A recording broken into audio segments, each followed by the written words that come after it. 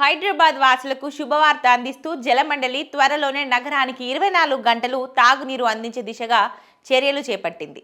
ఇందుకోసం రాబోయే 2 ఏళ్లలో 20 టీఎంసీల నీరును అదనంగా అందుబాటులోకి తీసుకురానున్నారు.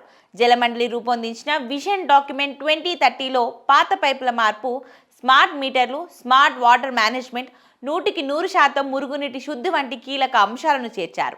నగరం విస్తృతమవుతున్న నేపథ్యంలో మౌలిక సదుపాయాల బలోపేతం ప్రధాన లక్ష్యంగా పెట్టుకున్నారు. 2 సంవత్సరాలలో అందుబాటులోకి రానున్న నీటిలో 15 టీఎంసీలు తాగునీటి అవసరాలకు, 5 టీఎంసీలు మూసి పునర్జీవానికి వినియోగించనున్నట్లు అధికారులు వెల్లడించారు. ఇక ప్రస్తుతం వచ్చే 307 ఎంజీడీ నీటి ఆధారంగా 24 గంటల సరఫరా వ్యవస్థను అమలు చేయాలని జలమండలి ప్రణాళికలు రూపొందించింది. జలమండలి పరిధి ఇప్పటికే 2050 చదరపు కిలోమీటర్ల వరకు విస్తరించి ఉంది.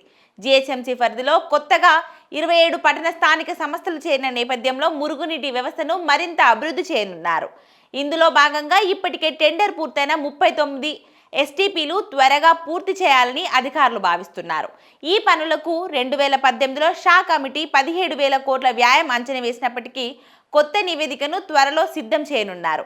నగరంలో రోజువారీగా జరిగే నీటి లీకేజీలను తగ్గించేందుకు ప్రత్యేక చర్యలు తీసుకోనున్నారు.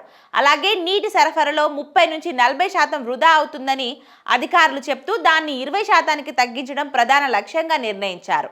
ఈ దిశగా పాత పైపులు బదులు కొత్త పైపులు, బల్క్ మీటర్లు, స్మార్ట్ మీటర్లు, శుద్ధి చేసిన మురుగునీటి రీయూజ్ వంటి చర్యలను అమలు చేయనున్నారు. అలాగే 24 గంటల నీటి సరఫరా లక్ష్యంతో జలమండలి ఆధునిక టెక్నాలజీకి దారితీస్తుంది. స్మార్ట్ మీటర్లు, smart valve technology, remote control పంపిణీ వ్యవస్థ, సోలార్ పవర్డ్ మానిటరింగ్ సిస్టంలలో అమల్లోకి రానున్నాయని అధికారులు తెలిపారు.